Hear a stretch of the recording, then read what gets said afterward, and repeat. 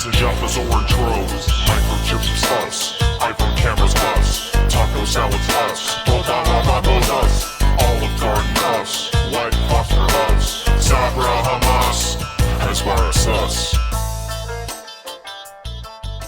Hello and welcome to Bad Hasbara, the world's most moral podcast. My name is Matt Lieb. Thank you so much for joining us on this podcast that covers everything propaganda, specifically in Israel. Like I said, my name is Matt Lieb, and joining me today, first and foremost, my sometimes co-host and my new best friend, and my new brother, ladies and gentlemen, Daniel Maté is here. There he is. What's up, buddy? What's up, Matt? That's wild to be introduced as your sometimes co-host. This is a new development I'm very excited about. Yes. You know, I texted you. I did a thing where it was very asking someone to prom. I was just like, so, I mean, I don't know if you want to like sometimes like whenever you're available, obviously, like if you have another like guy friend that you want to like podcast with, I get it. That's fine. Like, I understand. Like, I'm not even tripping. My friends say you're not in my league, but I just figure, hey, I'm just trying to shoot my shot, like, yeah. Hey, you miss 100% of the shots that you don't shoot or something. Maybe you're into losers and underachievers. Yeah. I feel like you'll be charmed by my meekness. I feel like if I present myself as more meek, if I present my soft belly to you, then you will be my friend and podcast with me sometimes. I don't know who you think you're talking to. I've been doing this self-deprecating Ashkenazi Nebish Jew a lot longer than you have. That's true. Like we might have to fight it out for who's the alpha. Yeah. The alpha. Yeah, who's the alpha of betas? Dominate with our submissiveness. That's right. This is getting hot. This is a hot pod.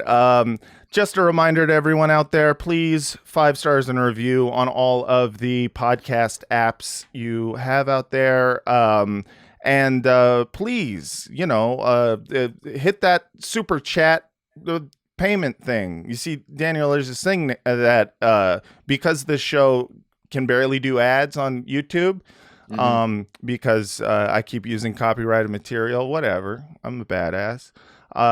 You haven't thought of getting the Katusha Rocket Corporation to advertise? Ooh, Katusha, if you're out there, I know you need some good press, and it's time.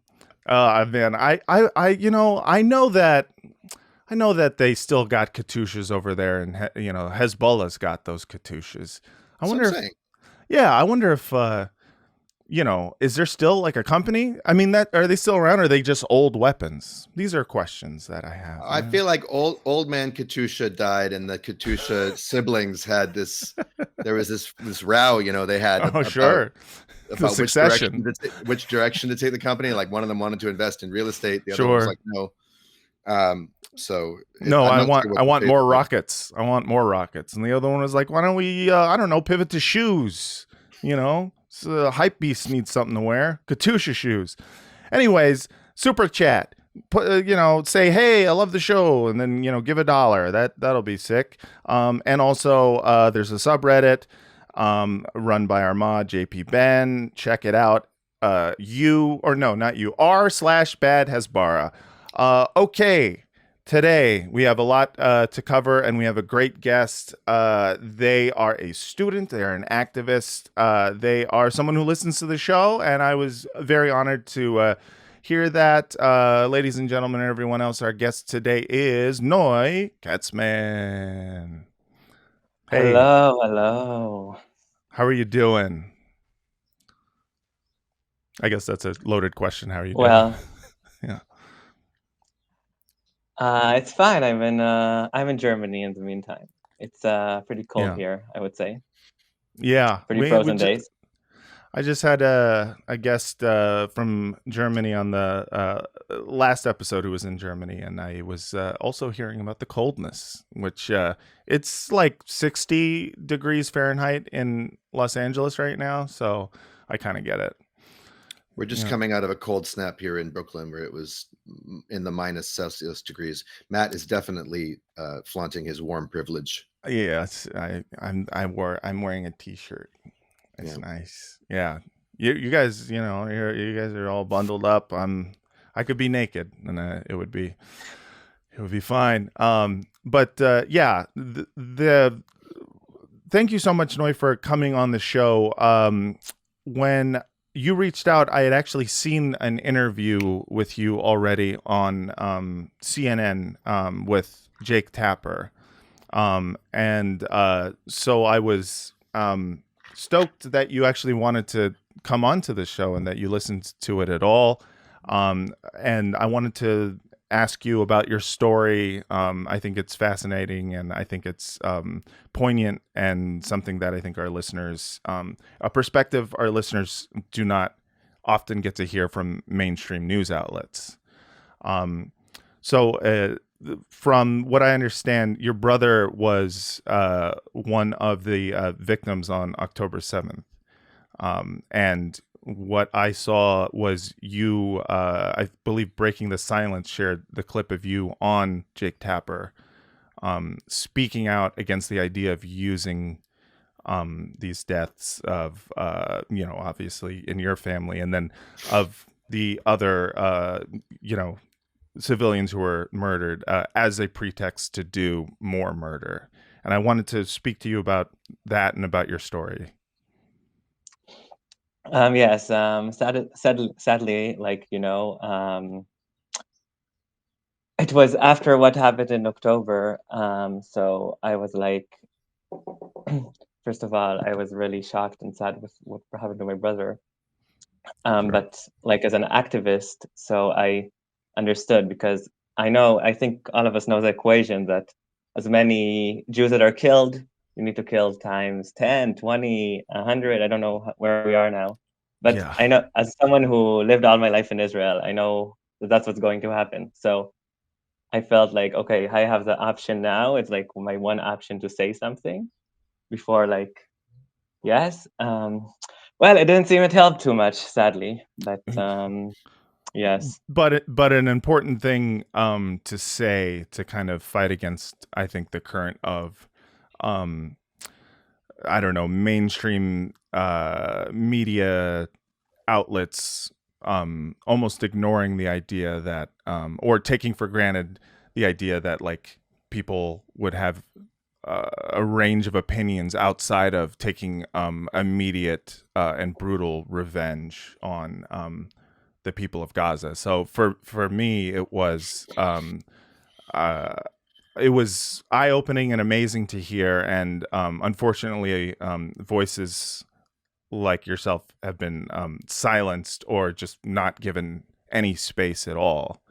And I want to ask your experience about that, and whether or not that is something you are experiencing in both Western media and in Israel, or is there more robust talk about that in Israel?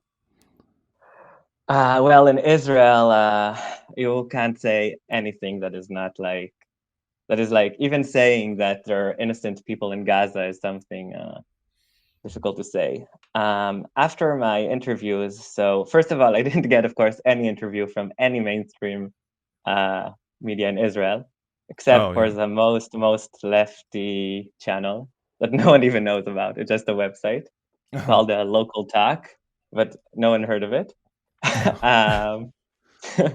Well, that's kind of, this podcast is basically the American version of Local Talk. I'm sorry. No one's heard of this either. Yes, but some Israelis who got to my video somehow. So I got actually very interesting messages, a lot of yes, the favorite one, the classic of horror, go to Gaza, Yeah. Which, as a trans non-binary woman, I see it as a compliment in a way, It's very validating. Sure. Yeah. You're like me, a horror. Yeah, it's nice, but yes, it wasn't the most. So there's because the Israelis, I think, because all of this wasn't covered in the Israeli media, so I didn't get as many as insults as I expected. I will, because like as I get also in other occasions when I express my radical ideas that we shouldn't kill innocent people in Gaza. Like Right. that's now in Israel, it's something. Wow. Or even that such a thing, even that such a kind of human being exists, an innocent Gazan. Yeah. Yeah. Yeah, that idea in and of itself is, and I'll play some video a little bit later where that becomes very apparent. That is a idea that people are now. I mean, they've been saying it out loud for the last 3 months. The idea of innocent Palestinians, innocent Gazans specifically, is just it's now in question, as if that's not clearly genocidal language. But yeah, Can I say in my please. university? So the rector sent a letter to all of the students about rules of discourse and how you're speak with respect to each other in the university. And one of the lines that shocked me was talking like wait. Okay, saying that you aren't allowed to kill innocent people is allowed. Like you wrote it as something that is allowed to say in the university. Yeah, just so yeah, in case anyone was questioning whether or not that was something. So what isn't allowed? What's Yeah. what goes too far? I'm wondering. I mean, it's weird. Yes. It's weird that a university would be issuing guidelines of acceptable speech. It strikes me as that if anywhere is supposed to be a bastion of free speech, at least in the American context, although of course we're seeing now that there is an Israel exception. Yes. But what sort of lines were they drawing? To talk about your own feelings and to talk about to be respectful or whatever. But it's interesting they said it, but they didn't say if you're allowed to like criticize Israel's policy in Gaza. So I guess that Right. you aren't allowed to. So you can be you can lament the situation, you can express sort of regret but not remorse, or not Right. not rebuke the government. No, I just to make things more real, I haven't watched the Jake Tapper clip. What was your brother's name? My brother's name is Hayim. We are Hayim. an American family. Both of my parents are Zionists.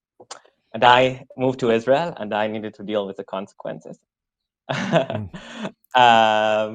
Me and my all of my family. My brother was actually he wrote about religious Zionism to our family.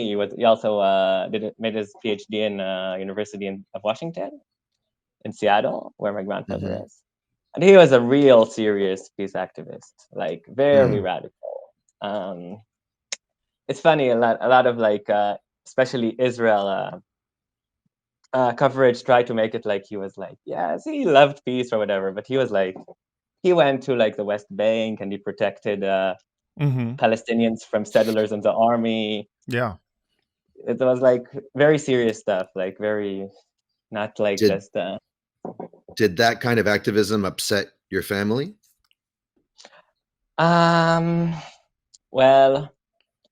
I think it divides. Actually, it's interesting because after I guess it's happened in many American families, but after like was it 2016 with Trump and stuff? Yeah. So my family started this division. My mother was really anti-Trump, and my father was really pro-Trump. And it made a lot of tension in the family. So I would say yes. My mother is more feminist, more liberal, and my father is more on the right side. But there is some kind of liberalism still, like this old liberalism that you believe in, you know? Yeah, of course.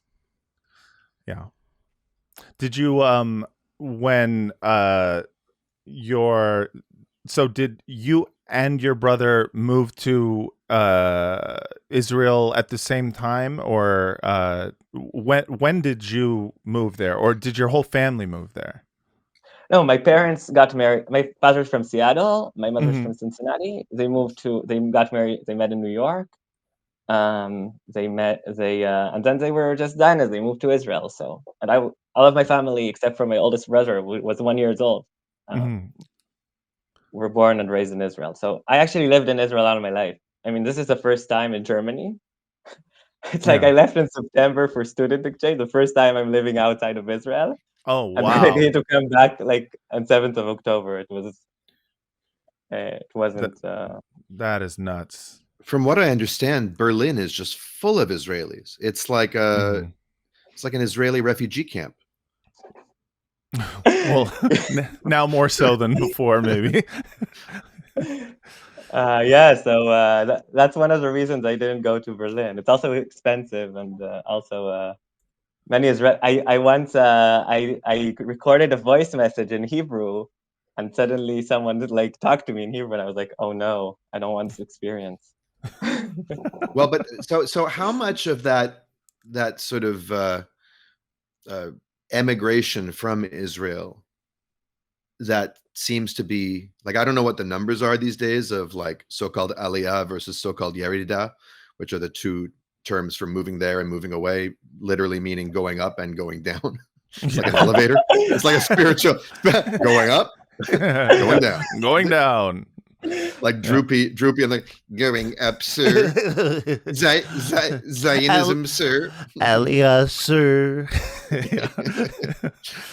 But how much of the exiting Israel has to do with young people just feeling the creeping fascism, militarism, not wanting to have anything to do with it, or is it more just culturally wanting to be more worldly, Or wanting feeling to have trapped better in art? such a small space? That was, that's what I've heard from some Israeli friends who moved, was just feeling like there's a whole world outside of there.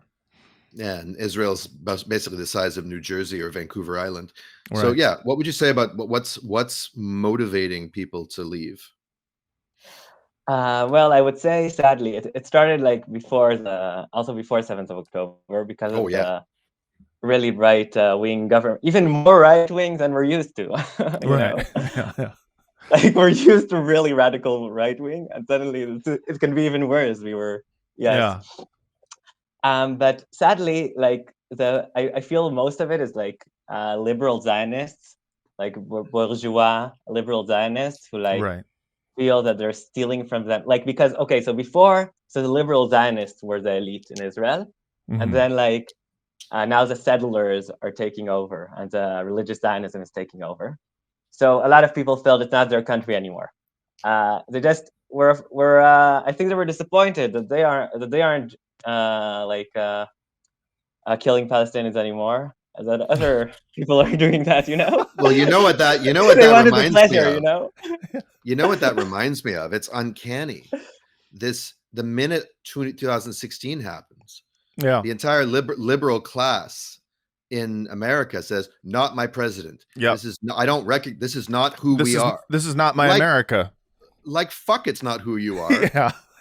Obama, drone bombing, kicking Mhm. out Latino immigrants. I mean, absolutely, it's who you are. Trump's just a much less flattering face for it. That doesn't make you feel as good about yourself. Right.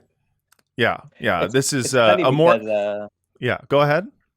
no, because Benny Gantz, which is the star of the liberal Mhm. Israeli thing, he made a video a video for one of the last elections that he brought when he was like the chief of the army, of course. So he brought Gaza back to the Stone Age. So it's like a terrible video that it's like counting up the numbers of Palestinians in Gaza he killed. So Ugh. this is the alternative to Benjamin Netanyahu at the moment. Right. Yeah. And so you think, or your experience is that a lot of people were just moving because they were disillusioned with they saw the rightward shift and said, this is going too far right. And like, I got to get out while the getting's good, or I got to get out just so that I am not, by staying here, complicit in what this state is doing and what it's becoming. Yes, I mean, I think the liberals, it's like they're right wing, but they're like say, oh, at least we like their one flag is like we like LGBTs, Right. LGBT Jews, of course. Yes. Right. No Yeah. Palestinian LGBTs from the You West can't love Bank. all LGBTs. You gotta pick one race and or religion. Come on. LGBT Jew plus or Jew minus. Yeah, Jew minus. Yeah. Either way. Because they don't like anti-Zionist LGBT. Like I doubt they're a big fan of you. No, they aren't. Yeah, As I so it's said, my I bad. wasn't interviewed anywhere. Yes, I'm spoke. Did you see this photo of? Oh, I think you talked about it once, Matt. That he has of the soldier with the big The big pride flag, yeah, on the rubble of people's homes. And then there's also the, two IDF soldiers, male soldiers, I think, who are, one is asking the other to marry them, or maybe I'm confusing my Hasbara images, but yeah, definitely a lot of pinkwashing that I've seen coming from liberal Zionists, and it seems to be like the main point of point of pride, so to speak. And it's also a point of attack. Glenn Greenwald did a very good video about this last week, about how, as a gay man, one of the things he gets from some of his right-wing viewers is, okay, you go to Gaza and they'll rape you and throw you off a roof or whatever, right? And this is supposed to, even if that's true, this is supposed to in some way induce him to support a genocide. Right. Yeah. It's like, oh man, I never thought about it that way. You're right. Kill them all. Yeah. Yes, that's what people always tell me every time I write something about against genocide, or I really try to make my messages like more easy for Israelis to grasp, because at least I want them to hear something. But they always tell me, oh, if you were in Gaza one time, so like you would get killed or something. Right. One once wrote to me in a private message, if you would try to walk in Gaza with a dress, let's see how will you do with that? And I told him, does it turn you on? Like, it seems like they're really like. Yeah. Wow, you're imagining a lot of sexual imagery here and violent imagery. It sounds like you need therapy. Well, speaking of which, I saw the most horrible thing, and this I think always happens with rapacious and rapacious, the root of that word, regimes where you have to sexualize and eroticize your desire to dominate. You have to put that energy somewhere and the tension of it, and it gets kinky in your mind.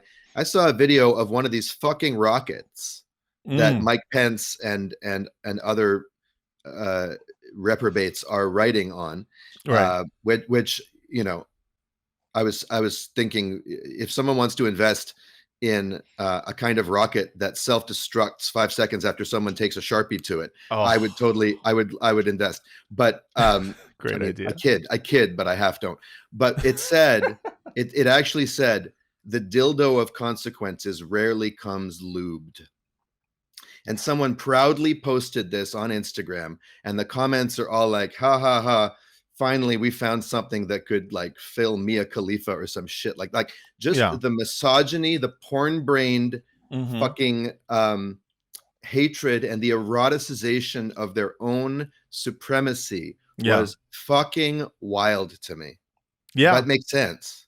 Yeah, and I also find it interesting too that like I get attacked by like racist, like Nazi, white supremacist, Jew haters on the internet and whatnot, and I always find that they in general talk about how they themselves are gonna get me, and that's nothing new. But what I find with Zionists who are mad at my posts or whatever is that they like to, rather than they themselves wishing me harm, they like to tell me how much their enemy would harm me. Their whole thing is basically outsourcing the torture and murder of me to people that they are trying to convince me to hate. Listen, Matthew, Yeah. Matthew, Matetiahu. I'm not saying I'm going to do anything to you. You're my brother, okay? Yeah, I We're would brothers. never. I'm just saying, I know a guy. I murdered his whole family. He's going to blame you. Yeah. And when he comes for you, I might not be there. Yeah. So will you join? So come aboard. Come aboard. Yeah, I love the recruiting tactic of they're so join, or I'm persuasive. going to get this guy to murder and rape you. Yeah, very nice. I wanted to add that I was in the Israeli embassy in Berlin. I needed to get some documents, and I found this amazing document. Can I show it to you a second? Yes, please. Oh, okay. Oh, wow. Oh, a whole brochure. Holy shit. Look at that. That is a Chad.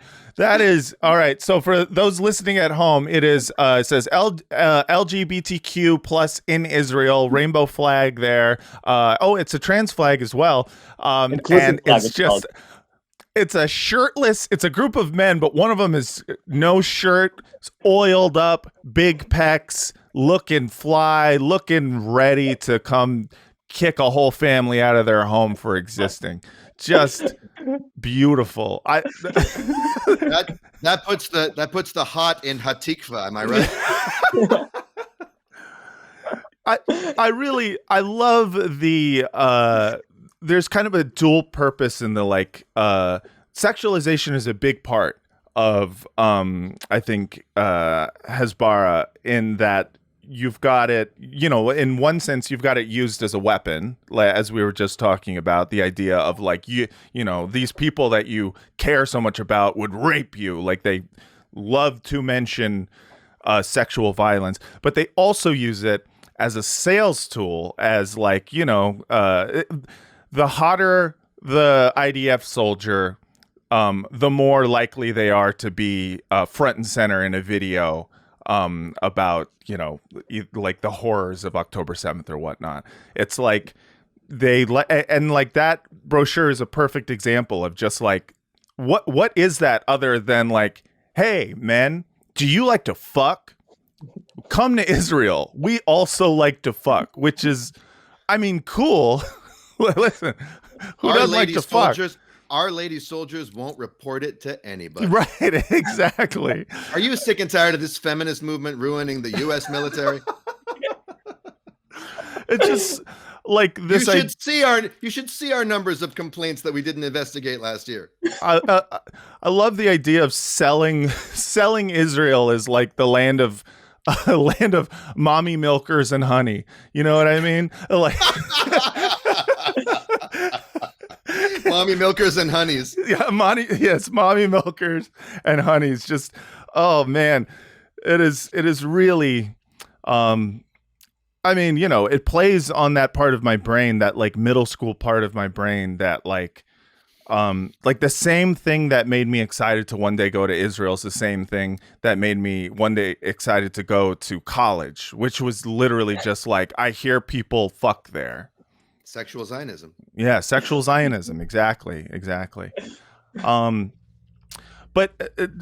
back to Noy, what was it like? Yeah. What was it like growing up, just having sex all the time? Yeah. Well, I grew up in a religious family, so I went to only boys' schools. But it doesn't mean there wasn't fucking, it's just more hidden. Yeah, for sure. So can I just say something quick about Israeli hotness? Yes. Because I grew up going to Habonim Dror summer camp. I don't know if you know that movement, Noy, affiliated with Hashomer Hatzair, kibbutz based, and we always had female madrichim, counselors, and they had just come out of the army, and there was an aura, a mystique about these women and about the men. And my girl camp mates were gaga over these gvarim, if that's the right term, bachurim. But with the women, there was a kind of distant hotness. There was a kind of just exoticness. And I always just thought, well, that's just Israel's sexiness. Right. And then I saw this video recently where it was female soldiers reporting on their experience in the army. And there was this one woman giving a testimony, and she says, I shot a boy once. And she has this faraway look in her eyes, and she's got a smile on her lips, but the eyes don't match it. There's a kind of dissociation. And I recognized that look from something having to do with a certain kind of Israeli mystery. And it made me wonder, is it possible that all these years, what we've been lusting after is a kind of dissociative? I mean, look, Israelis are good looking. There's no doubt about that. And many of them are in shape much more than North American Jews are because of the army. But beyond that, I wonder, like, have we been attracted to a certain kind of distance from trauma or a certain kind of psychological coping mechanism? I wonder what you think about that, Noy, if you think anything about of it at all. What, like, about the hotness just the Israeli psychology of like, what does it take to maybe not the hotness thing, but just the dissociation that is, I mean, you see it in the eyes of porn actors too. You know, there's a kind of dissociation from your own body that you have to take on if you're going to constantly be doing that. And maybe I'm going way far afield with this, but it really struck me. Yes, I think it's a problem because, like, me also, I was in the army, I was in the Navy actually.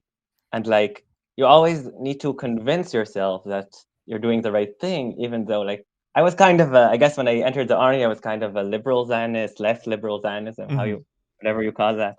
So you always need to kind of convince yourself that what you're doing is okay. And, like, there's a lot of power behind you and a lot of people that make you feel, like, make sure you feel okay with what you're doing. But I guess, like, of course it can't, like, when you're doing things that aren't, like, yes, what you are, you know?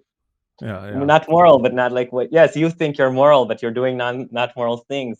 It becomes, and they go against your they're kind of soul destroying. Like, some part of you can't be with it, you know? Can I tell you a story from the army? So I was in a boat, and my boat, we guarded Gaza. So we went back and forth in a boat in Gaza, small boat. And one night, we just crashed into a small boat and a fisherman, and we just killed a fisherman. Oh, wow. And, like, and I remember all of the people, like, so they send you a psychologist, but, like, and they try to, like, convince you. It was a difficult thing. There's a lot of difficult things like this, and you need to, like, somehow convince yourself that it's okay. Convince yourself that you're okay, you know? Was it an accident, or was it claimed to be an accident? No, it was definitely an accident. But I remember they, like, told us, yes, we shouldn't, like publicize it because it may make them get against us, you know, like, if the Palestinians will know we did it, so, like, they will that's what'll tip them over into resenting you. Finally, after all these years of giving you a free pass, no more Mr. Nice Palestinian. Yes, but of course it's not an accident in the broader sense, because what the fuck were you doing in their waters in the first place, you know? Well, yeah, I mean, listen, someone's got to make sure that you know, supplies don't get in, don't get out. And also, like, if they it's not even that. It's not even that. It's just like they can fish 6 miles away. Right. If we feel good, we let them 9 miles, 12 miles. If we don't feel good this day, we let them less. It wasn't even, like, for security, or, like, it was, some of it was. No, you're most of it was just, like, you're protecting the deep water fish. Yeah. Well, you don't want to radicalize them. Like, you know, the deep water fish are right now neutral, if not a little bit pro-Zionist. But as soon as you get the Palestinians in there, then right, you want a Gazan shark to start attacking beachgoers in Tel Aviv? Is that what you want? You want a Hamas shark? Come on, man. They teach their fish to hate Jews. They catch them. Oh, They whisper Allahu Akbar in their ears over and over again. And then they catch, indoctrinate, release. that's right. That's right. So continuing on, Noy, your brother Hayim was in a kibbutz, living in a kibbutz. Do you know the name of the kibbutz? Kibbutz Cholit. Okay. Do you know what the status of that kibbutz is right now? Are residents, have they moved back in, or anything? No, I don't think so. I don't think they okay. moved in. Last I was updated. Yeah, well, that is not a unique story. I was alerted to this really fascinating, wild development that's going on in Israel right now with regards to the kibbutzim that were attacked on the 7th. And I don't know if you guys have read much about this, but many of them have been turned into tourist attractions by both the state of Israel and now by private tourism companies.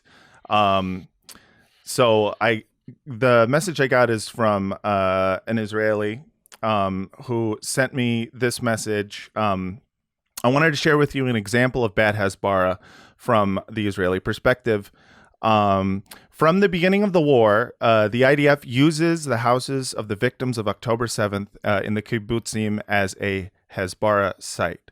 The owners of these houses are now displaced or held as hostages in Gaza, but it doesn't disturb the authorities to nationalize their trauma without even asking them.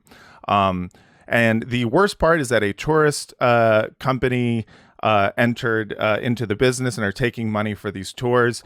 The people who live there didn't even know about it or specifically allow it. Imagine your community and your family barely being able to survive a cruel terror attack. Many of them were murdered and abducted. Your homes burned, and you left with nothing. And the state who abandoned you once during the attack now takes your house, inviting strangers to your most private place, making money from your tragedy. And when I heard about this, a lot of things clicked into place for me, because I don't know about y'all, but at least in my life, I know a few people who, since the 7th, American Jews who have gone like full Zionist. This ranges from like just, private people who are just people I know to comedians that I know, comedians that I think a lot of us have seen, Michael Rappaport and Lee Kern, for example. Alleged comedians. Alleged comedians, actors turned comedians, some of them. And including like stand-up comics who I'm like, they're not even famous. What are they doing with it? How do they have like a like I would see these videos of them at the sites of terror attacks on October 7th, getting these guided tours, and I was like thinking, well, do people think that they are news media? Like what is going on here? I had no idea that this is turned into an entire business of Hasbara that is at the expense of the people who lived there who would like to return home. And just here is one example that I wanted to play for y'all of one of the kibbutzim that was hit was named Kfar Aza. And there is an evangelical tour that happened recently with the ex-governor Mike Huckabee, now Fox News contributor Mike Huckabee, was there. And here's a little bit of some of the trauma porn slash revenge-inducing propaganda that they made. With a delegation of evangelical leaders led by Joe Rosenberg and Governor Mike Huckabee. Kibbutz Kfar Aza on the 6th of October had 900 civilians living here. I just want to say, again, they find the hottest, the hottest one, and they're like, put her front and center. 7th of October and the days following. Kibbutz Kfar Aza on the 6th of October, Kfar Aza had 900 Israeli citizens living here. They can fuck off. They are not allowed to come back. Yeah. Because now it has 60 tour guides living here, one hot dog vendor, and 7 Israeli Arab janitors. Yes, and a small church for all of the evangelicals who are coming. A chaplain. Yeah. On the 7th of October and the days following, 63 were murdered in this kibbutz, 18 are kidnapped into Gaza. Some of them are still in Gaza as we're speaking. 6 were severely injured, and 1 is unaccounted for till this day. We don't know what happened with him. If he's kidnapped or was murdered, we just don't know. 75 days in. And I want to start by mentioning one specific person, Ophir Liebstein. You can see his picture behind me. He believed in peace and worked towards it. And one of his known sentences was that this is 95% heaven and 5% hell, and that we can make it 100% heaven. If you ask the residents that we've talked with firsthand, they told us that on the 7th of October, it became 100% hell. Just to stop down real quick on that, what she is saying in that moment about this person who was murdered, on October 7th, who foolishly believed that it was 95% heaven and 5% hell. It's like insulting in this way that I find mind-blowing.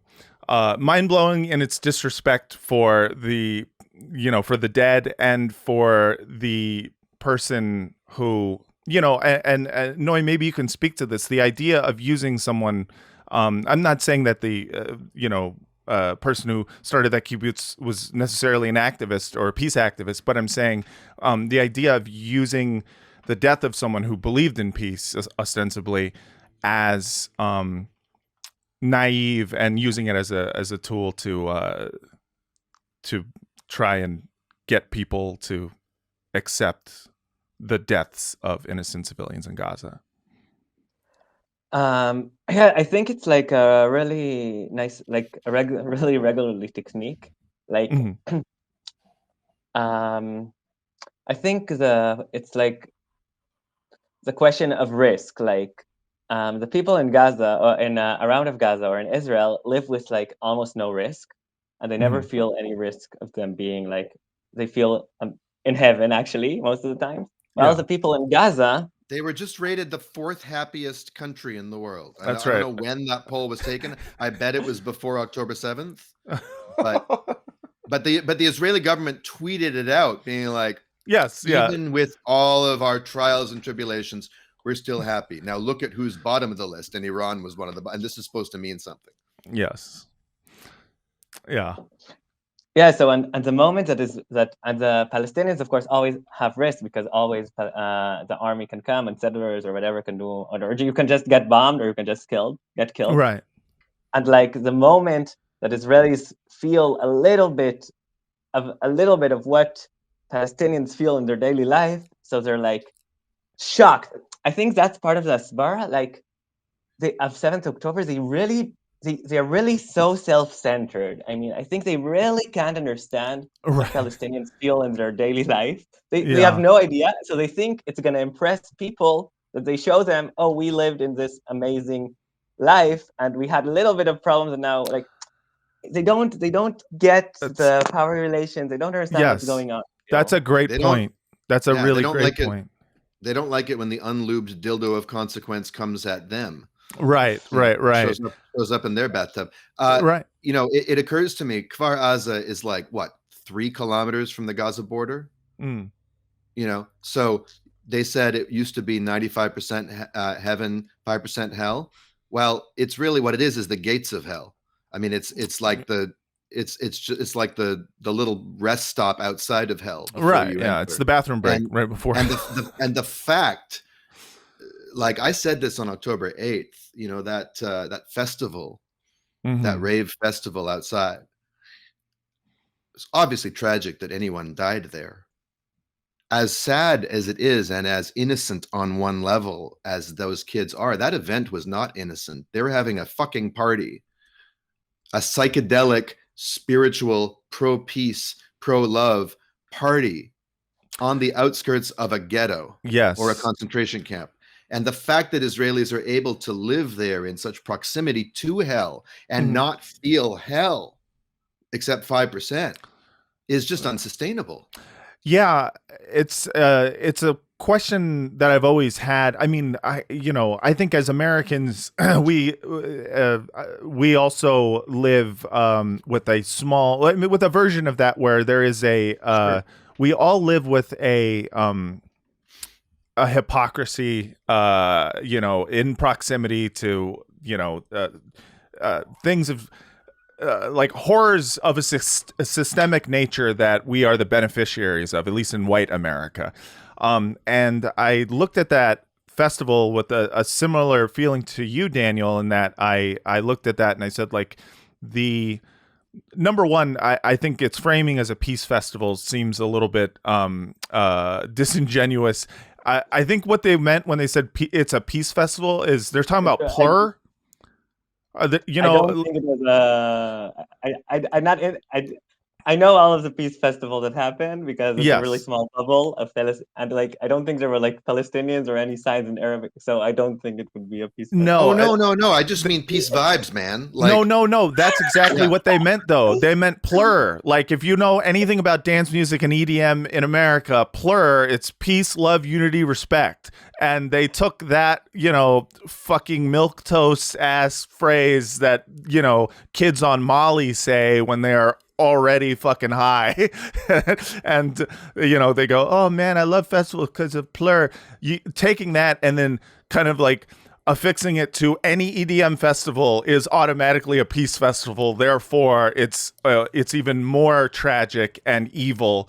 What Hamas did. It's like, no, it was a festival. It was a music festival outside of an open air prison. And that's not to excuse the deaths. That's not to say that anyone there deserved to die or any of that. But it's like that kind of, that kind of contradiction, living in that kind of situation in which you would feel comfortable and not think twice about the idea of having your dance party with bass that can probably be heard in Gaza,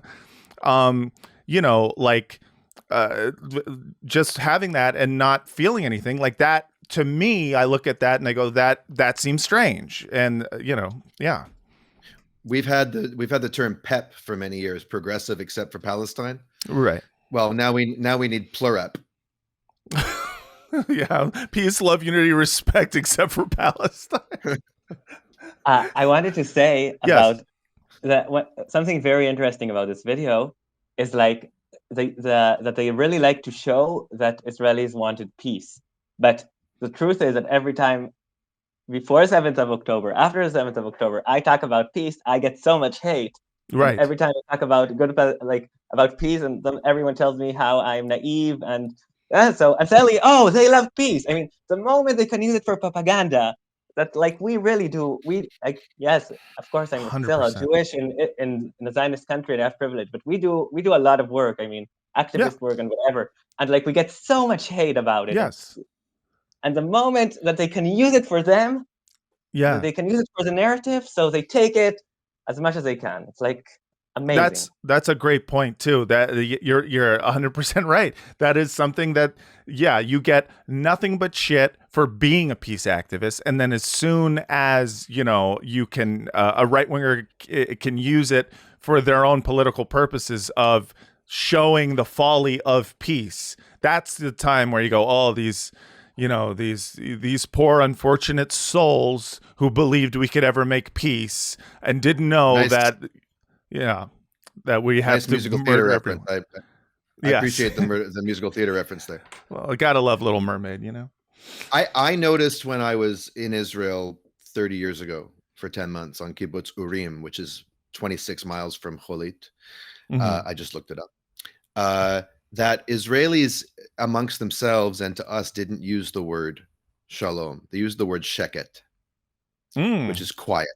It's Yeah. the same word that our counselors would sing at us at summer camp to get us to be quiet. Sheket, bavakasha, hey. And that was Hey. like their way of, Yeah. quiet, please. And Yes. that's very telling. It's very different to be a quiet activist than to be a peace activist, you know? Yeah, that's a very good point. That's one thing that is really in Israel. So I was in a student activist group. It's called Standing Together. It's a bigger group, but I was in my university specifically, Mhm. and there was another group which is called the Reduction of the Conflict, like the movement for reduction of the conflict. I love it. Let's water it down, baby. Yeah. That reminds me, my dad used to tell me this. His favorite book was a Hungarian political satire book called The Good Soldier Schweik, I think it was called. Classic. I've never read it, but in it, there's a political party called, what is it? The Party for Moderate Social, Incremental Moderate Social Change within the bounds of the law. That is great. Oh my God. I But, love you know, reduction of the conflict is beautiful because that is just so it's Like a just nice- so careful. It's like trying to it's like it's like someone with no teeth trying to eat a steak. just gumming it like, don't worry, we'll get there eventually. Oh wow. no, but those people of the reduction of the conflict. Yeah. So it's like, it's not funny because in Israel, it's really a thing. People think that they can manage the conflict like it's a high-tech company, you know? Like, Yes. we think because we're so good in high-tech, so we can also manage the Palestinians. Like, we don't notice that Palestinians are people. And, Yeah. and all of this thought, that's exactly what brought the death of my brother and all of these people. Because you think you can reduce the conflict, you can make it smaller. Those noisy Palestinians, we can put them in the concentration camp. But like, if you put so much force, so you get it back. Like, it's like so obvious for me. Yeah. And like, it's so sad that me and my brother and people like us were saying it for years, but just get hate and, you know. Yeah. Yeah. It is really I mean, fighting against that current in Israel, I can't imagine how difficult it was, for you. And I can imagine, why you would want to get out. Do you think that, when people talk about, the left in Israel, they almost, they talk about it as like non-existent in a way. And I always kind of like, I don't know. I pulled back at that a little just because while on a percentage basis that might be true, I feel like I happen to know every peace activist in Israel. Is that the case? But yeah, but it's important to say that also like 20% are Palestinian of citizens of Israel, right. and they are, by the way, it's really funny in Israel because they get so much hate, but they're a lot more left and a lot more pragmatic than any Israeli, than 90% of the Israelis. Yeah. Like, they're so leftist. I did an Instagram live this morning with two Israelis who have just started a great podcast called One State Solution. I don't know if you know these guys, Alon and Elik, and we should totally have them on this show, Matt. I love the name too. Yeah. And their YouTube channel is Hebrew Canaanite or Canaanite. And someone in the chat asked, how small a minority are you guys? And Alon said, anti-Zionist Jews like us, like not just ceasefire Jews, but anti-Zionist Israeli Jews. He said we're no more than 0.1%, Well, yeah. I mean, I do wonder in terms of the spectrum of people on the left in Israel, I know already that the media in Israel obviously doesn't give any air to anyone who would consider themselves an anti-Zionist Jew, or if they did, it would be, the what do they call it? The Orthodox, anti-Zionist sect that's there, and they just frame them all as like, oh, well, if you're an anti-Zionist Jew, you're just you're some sort of religious extremist or something like that, rather than being what every anti-Zionist Jew that I know personally is, which is just a secular humanist who is against apartheid. But in your experience, Noy, was the community, was there solidarity amongst the people in the spectrum of, like, from the reductionists to the, anti-Zionist secular Jews, or was it stratified in this way in Israel, where the anti-Zionist Jews all stuck together, and the reductionists all went to liberal or, center-right think tanks or whatnot? Like, what was your experience? How do you call it after you? Sorry, my English isn't the best. After you wake up, after you drink a lot of wine, and then you get hungover. Hangover. Yeah. No, but but you're not drunk anymore. You want to say like, I got sober. Yes. Yeah. So everyone after 7th of October, everyone wrote, "We are sober. I'm sober. The Palestinians don't want peace." Blah blah blah blah. Wow. And like, in my opinion, it's a very big thing, and everyone, it's a thing. It's a phenomena, the sober phenomena, I would say. How do they say it in Hebrew? Hitpakhut. So they're saying they were hitpakachti. So they were, I sobered up. So they were saying basically, I was drunk on coexistence. I was drunk on hope and possibility and humanity, and I have now sobered up, and I've gotten those toxins out of my system, and I can see clearly now. The love is gone. The hope is gone. I can see clearly now. The hope is gone. I mean, but I would see say all the Palestinians in my way. So I'm sorry, but this sounds like the worst 12-step program I've ever heard. You're getting sober from love. My name is Noam, and I'm I'm a hopeless peace activist. Yeah. Hi, Noam. Keep coming back. Yeah. Keep coming back. It's not working. I saw one of them writing. She wrote in her she pinned it on Facebook. I'm still on Facebook. That's my thing. I'm still in that age. So she pinned on Facebook, the things I was an activist against the occupation all my life, and all of the terrible things that the occupation did doesn't even get close to what happened to the 7th of October. Wow. Crazy. I mean, it's it's interesting to me, just as, I'm sure also with you, Daniel, as people who lived through America during 9/11, like I looked at this as like very similar in terms of the way that people were reacting, where all of a sudden all of the air was taken out of the room by anyone who even uttered the idea of coexistence, of peace, or and in America it was like anyone who's even talking about the idea of not seeking revenge for these attacks. And the difference was we needed targets.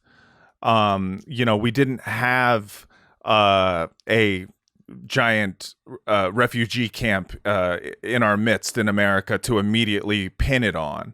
We had to figure out. I mean, you could have chosen Saskatchewan, but I mean, we should have, but we didn't. No, but like we had to like gin up support. We needed to manufacture consent. We needed to find a reason why it had to be Afghanistan and not, say, Saudi Arabia or whatnot. And why it had to be Iraq and not Iran, and not the Pentagon. Right, and not the Pentagon, and not Halliburton's location in Texas, but like Yeah. we had to all of the air was sucked out of the room for anyone who was even remotely thinking of the idea of like, let's not overreact. And so I gave a little bit of grace to Israelis that I knew who were in that state, because I was like, I remember feeling, the same way. I mean, I was a kid, but I was still, I was like, yeah, I think this means we got to kill everybody, which is, I think, the logic of a child and not the logic of sound adults. But in the months now that it's been and the amount of death that we've seen, do you see anyone in,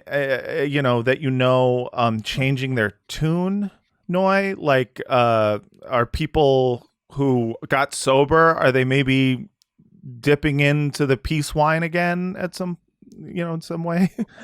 The toxic peace wine. Yeah, the toxic peace wine. Are they chipping a little bit? Well, so there is a little bit. I mean, most of the, I think I feel a little like Israelis, it's very difficult for them to give empathy to Palestinians because we were indoctrinated all our life that they aren't worth anything. So it's a little difficult. But if you talk about maybe the hostages, so they may start listening. Like, so I try not to say like I'm against killing of Palestinians because no one will care about that. Right. I say, this war is killing the hostages, and they are like, some of them will say you're right, some of them will say, but like, and what's funny is that Israel's offering like the Hamas, like they're saying, okay, listen, bring us back the hostages, and then in 2 weeks we're gonna come and crush you totally. Like, yeah, I know. we're gonna kill them. The logic of it makes no sense, and it hasn't made sense from the beginning. And it's one of those things where I just like, where everyone thought they were going crazy. One of the big reasons is we all said like, okay, so bombing all of Gaza will for sure kill the hostages, right? And also they kept saying like, no, we can't stop this or else we'll never get the hostages back. And it's like, wait, do you think that they're holding the hostages because they want, like, what does the ransom note say? Like, you better keep bombing us or we'll kill these hostages. Like Don Corleone. What's your plan to bring back the hostages? Oh, I'm gonna make them an offer they can't accept. Yeah, just the idea of like saying with a straight face, these hostages will die if we do not raise their current locations to the ground, is just or pump poison gas into the tunnels, which yes, a mother recently accused the army of doing, that you gassed my son like Auschwitz. Can I say a couple of things about 9/11? Oh, please. The 9/11 comparison, yeah. So number one, Israel self-consciously used that comparison very cynically in the weeks after. This is our 9/11, whatever. Biden said it was like, he said it was 9/11 times like 10 or something, which is a line from Team America World Police. Right, which means that Israel's response, which was more immediate and more proportionally destructive, though it's so far hasn't lasted nearly as long, is going to be Israel's 9/11 too, which is a fucking disaster and was based on lies and all of that. I also wanted to say, and Noy, you can correct me if I'm wrong, but this quote unquote sobering up thing, it's not new. I track it at least to the Second Intifada, which was when the Israeli peace movement started to fracture and die. Like I remember being in Israel and I had a Meretz party t-shirt, and I think we might have even met Shulamit Aloni and Yossi Sarid. I think they may have given us a talk. And these were heroes. These were actual peaceniks who understood that the kibush, the occupation, was wrong. It was morally wrong and it was bad for Israel, and they wanted to end it. But when the Second Intifada happened, and this is one of the dark legacies of Oslo, this illusion that we offered the Palestinians something, and yet again they proved Abba Eban's fucking horrible dictum right, that the Palestinians never miss an opportunity to miss an opportunity. And it's kind of like, well, fuck these guys. I'm done with them. I'm over them.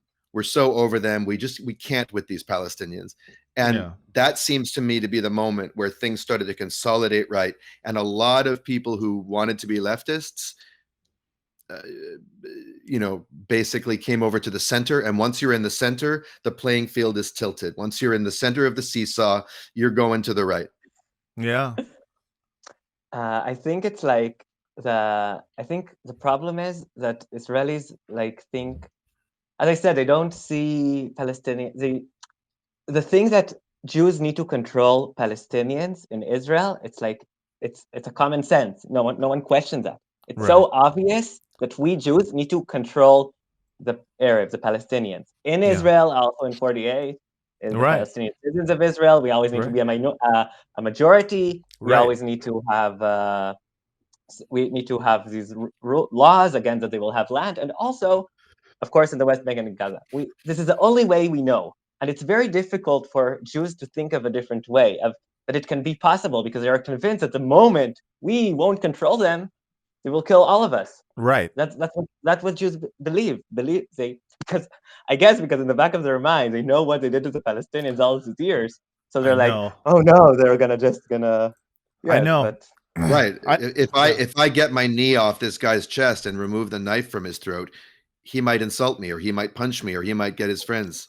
Yeah, he might kill they're me. lost in the sauce, and the sauce they're lost in is supremacy, and it's addictive. Once you're, it's very difficult to break it. And I've wondered what it would take.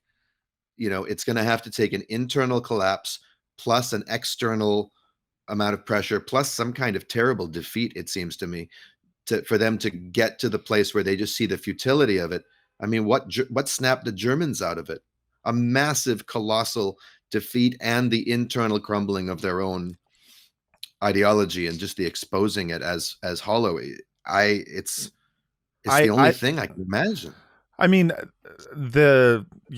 what I try to see in my more optimist brain, and I know, optimist brain is never a good brain to use when it comes to Israel and Palestine. No, but it's okay to have it in the room.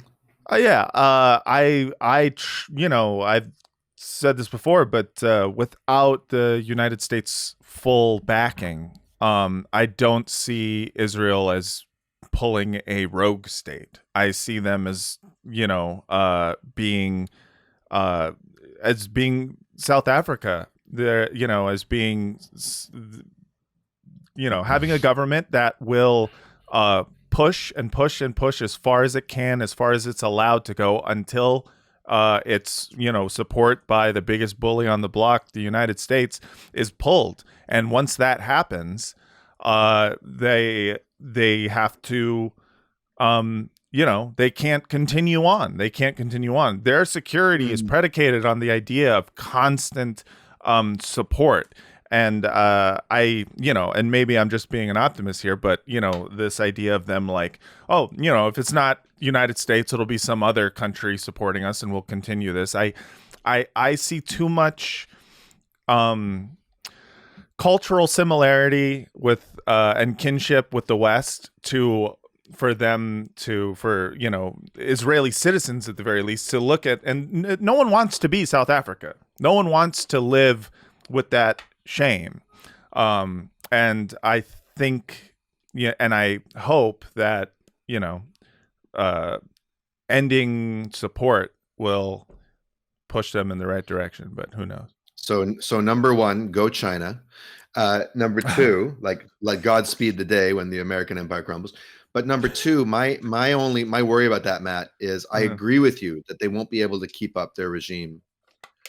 But my question is, how much destruction are they going to cause on the way down? Because if you have people in power like Ben Gvir, Smotrich, even Netanyahu at this point, totally captured by those people, he doesn't really need to be captured. He was a fanatic.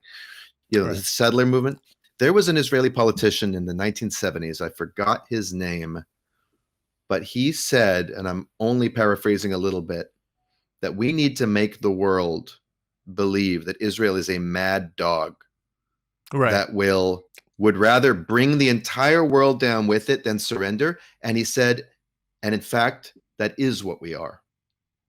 And I call it a suicidal death cult, that at a certain point, if it felt backed into a corner, even by the US, there is a suicide vest it could pull. It could pull the cord on, which is the nuclear arsenal. I don't know how Noy feels about that, but I just sense the potential for that kind of fanatical refusal to ever be vulnerable. Yeah. Noy, what do you have any thoughts?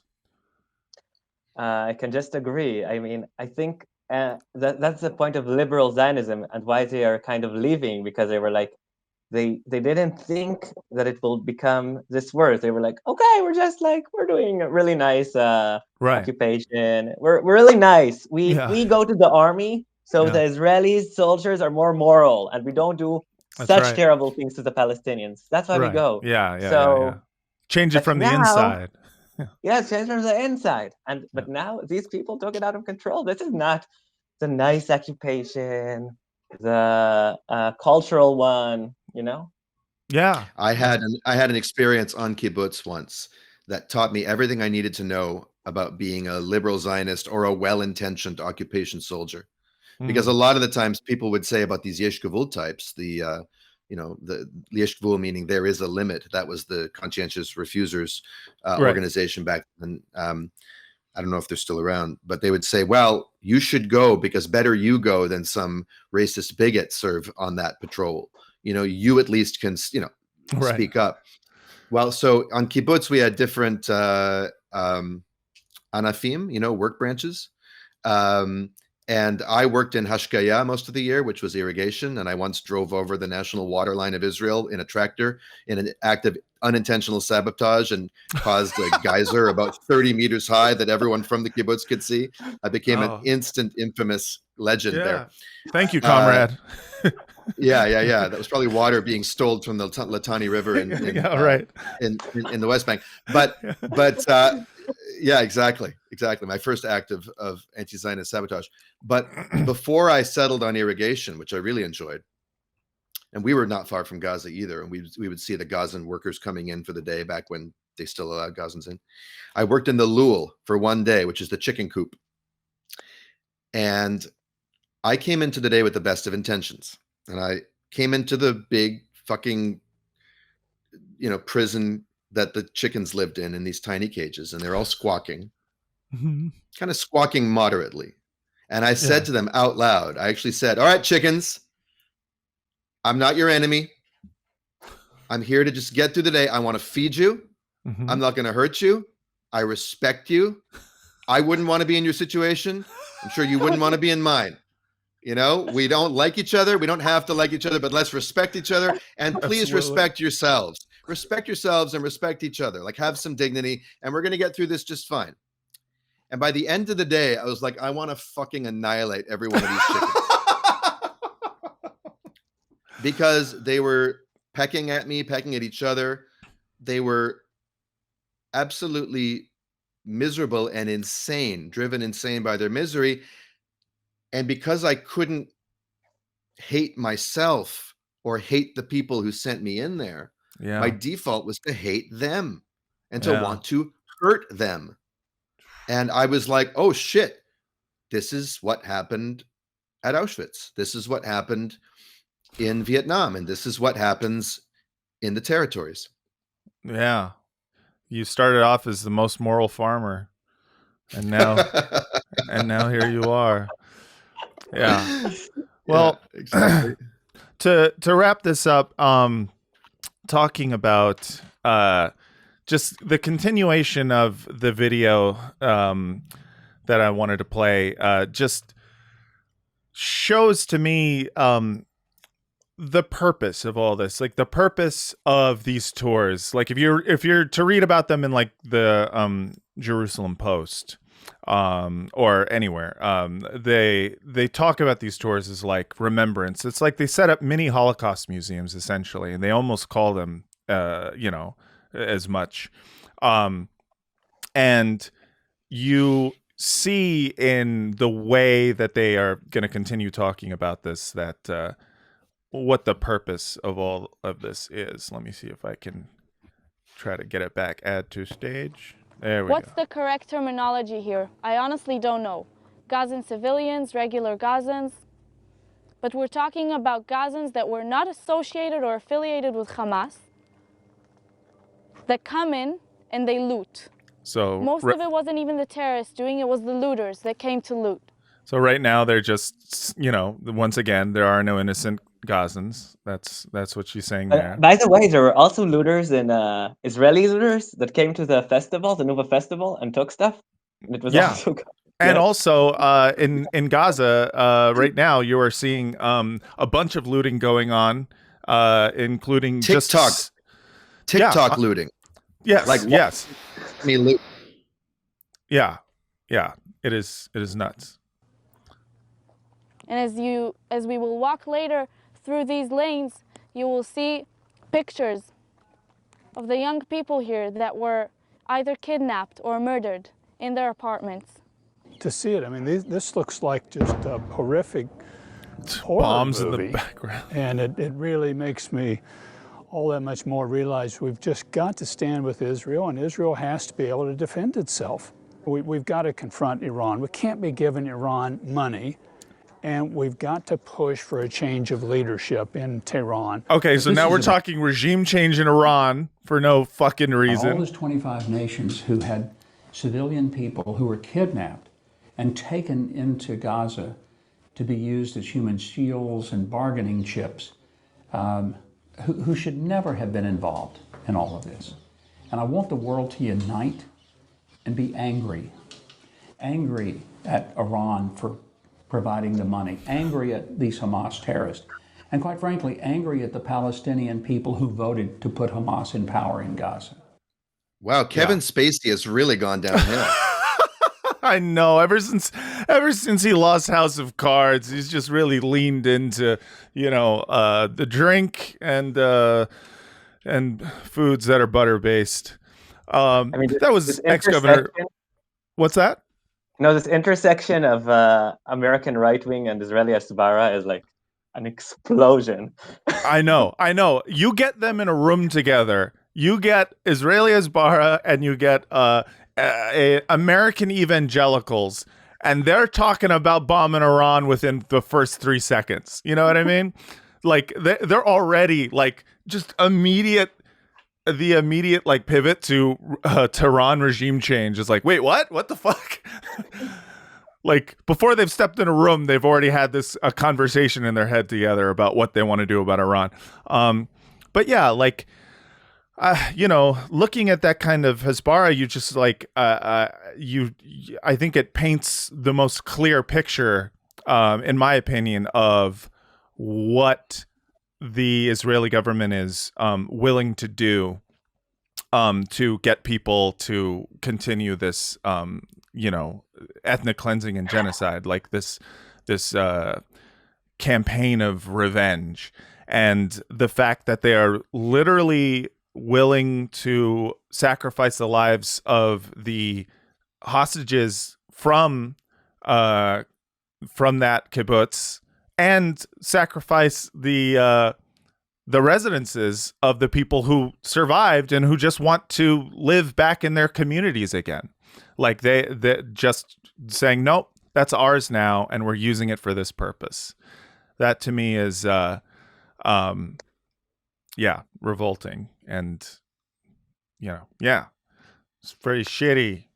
It's like yes, they just want a green light to continue to do whatever they want, and they're willing to do everything. Like, and all of the, I wanted to say the thing that in Israel, in my university, you could get many scholarships for doing Hasbara.